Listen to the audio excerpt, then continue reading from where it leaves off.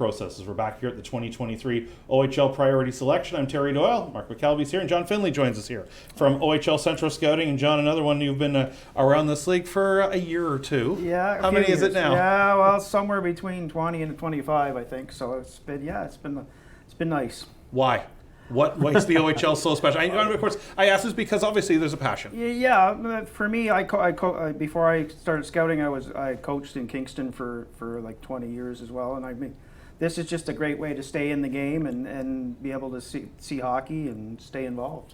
Well, we can talk about the players in just a second and what you've seen over those years and the evolution of the game, but we've talked a lot about the relationships that form off the ice, and I have to think for you that's probably been a large reason to stay in the game. Oh yeah, you meet all sorts of interesting people and different people. Everybody has their own kind of opinion on things, and it's good to be able to bounce things off people all the time. So yeah, it's great. So let's now talk about, as I said, when you've been scouting, you've been coaching, you've watched the game so closely.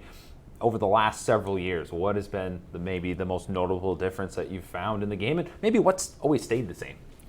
Well, I mean, the amount of skill and training and that these young kids have now is unbelievable. From when I started to now, you can really see a difference in how much more skilled they are. They all skate a lot better, and so I mean the skill has really picked up because it's basically become a year-round sport, right?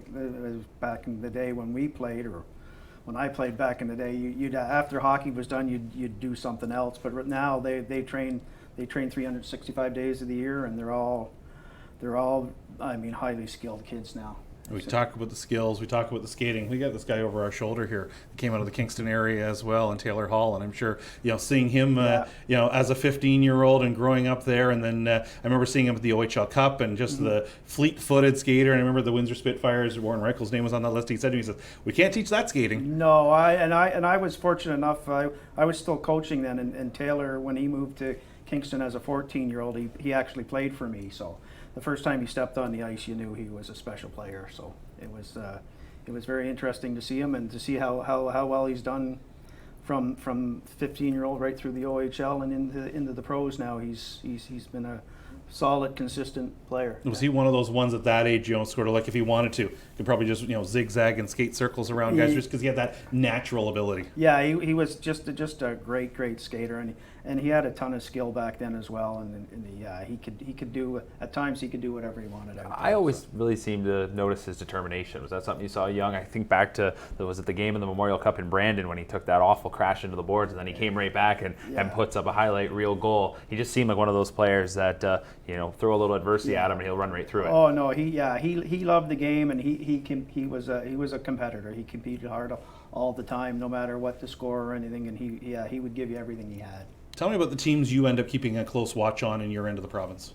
Well, basically, I got the ETA, so I watched from Kingston right through to Barrie, and it's a lot of competitive hockey. So I mean, it's been really good. And we saw a lot of players, for example, out of the ETA from the Peterborough Junior Pete's team. They were a team listed in the U16 top 10 over the course of the season. We see some cities going waves a little bit, but I'm sure you saw a lot of that Peterborough club this year. Yeah, I saw a ton of Peterborough. They had a very good team. They played as a team very well, and I mean, they had a lot of kids. Again, back to the compete. They had a lot of kids that really competed hard, and they played very well as a team. At one point there, I think they won 25 games in a row or something like that during the season. And I mean, they just, from the start of the year right through, they just carried on. They were unbelievable because they weren't the team probably with the most skill in my league, but I mean, the way they played together as a team and they competed, they were hard to beat any night. So watching those teams all season long in your region, when you see them go into some of the bigger tournaments, or in a case of Peterborough, and they get that chance to shine basically across the province, I'm sure there's a little bit of bias. You're cheering for them and hoping they do well. Oh yeah, I try to watch anytime we go to a big tournament like Whitby or the OHL Cup, for example.